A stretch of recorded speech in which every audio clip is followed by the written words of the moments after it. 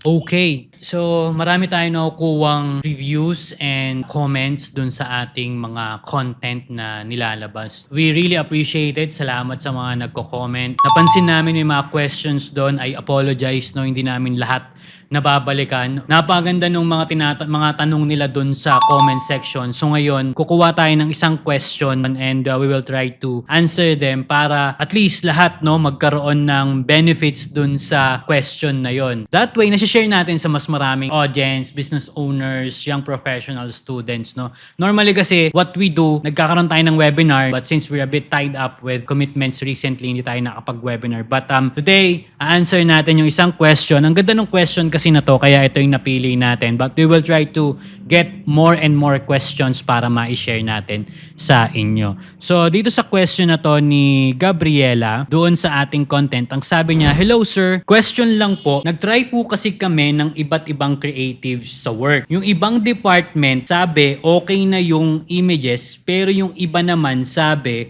mas maganda raw yung video. Ano po sa tingin nyo ang best creatives na pwedeng gamitin for ads?" Sige, I remember nung nasa corporate pa ako, actually, marami talagang departments and lahat sila may kanya, mas lalo pag nasa meeting kayo, no, with all the team, mga FGD natin, no, mga focus group discussion natin, especially pag may mga reporting na tayo sa mga executives. Sinasabi natin doon yung mga kanya-kanyang insights and it's very important na malagay natin into consideration all of their inputs, no? Why? Kasi syempre maganda na mas marami tayong angles, mas marami tayong perspective na pwedeng gamitin. That way, we can test all of this in our campaign. So yung sa question mo na about images or videos, so meron kasing mga businesses talaga na maganda sa kanila yung images. Meron din namang businesses na okay sa kanila yung video. The quick answer to that is because meron tayong demographics, interest, and behavior na we have to, again,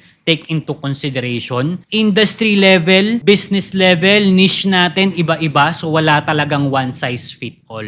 No? So, what we can do, sir? What we can do is check our competitors. No? At least, tignan natin kung ano yung volume nila. Tignan natin what type of content or pillars ang ginagamit nila. Nasa images ba sila or videos, no? Pwede mo ngayon makita doon.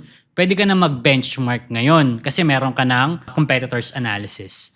Pwede ka rin mag-market research, no, para malaman mo pa kung ano yung mga kailangan mong idagdag. Now, going back to the internal, no, nung setup natin based dun sa question mo dahil yung ibang departments nga sabi, okay yung video, tapos yung sa iba naman sabi, images, no. Para mailagay mo sila sa segmented campaigns, pwede mong isama yung mga insights nila. Baka naman din talaga meron silang basis na maganda talaga yung images or video. So what you can do is segment it, no? Pwede mong gawin yung direction na gusto mo and then pwede mong idagdag ngayon yung kanilang mga insights or opinion. Provided that it is aligned with business direction and the goals and your branding. Okay? Yun lang naman yung pinaka-importante doon. So going to the ads section, kasi natanong mo kung ano yung magandang gamitin para sa ads. So like what I mentioned, for the ads kasi, you need a lot of angles na magagamit for split testing. So sa amin, ang ginagawa namin, kailangan meron tayong videos at meron tayong creatives. Kasi pwedeng ma-fatigue yung audience natin. So going back, meron tayong mga audience na gusto images, no? Kasi nga, lahat ng information, one go, nandun na. Very articulated, one page, okay na. Ngayon, sa videos naman, may mga tao na gusto talagang ini-explain sa kanila. Kaya very effective sa kanila yung videos, no? Mga demo, explanatory, no? So that way, nakaka-connect sila at nag-resonate sa kanila lalo. And because of that, mas effective ngayon yung approach na yon. Kaya may mga segmented campaigns tayo na maganda talaga yung videos at meron ding images yung effective for the ads. So, how do you do this? You can, again, run a split test ads. Meron kang ad sets for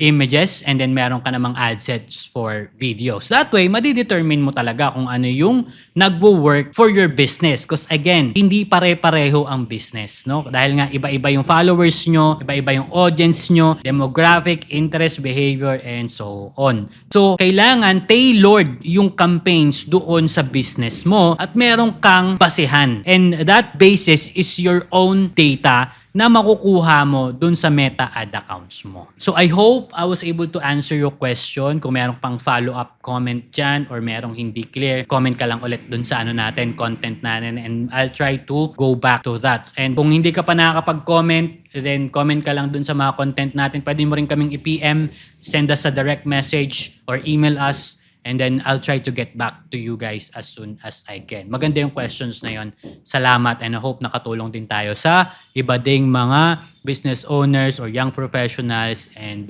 students. See you next time!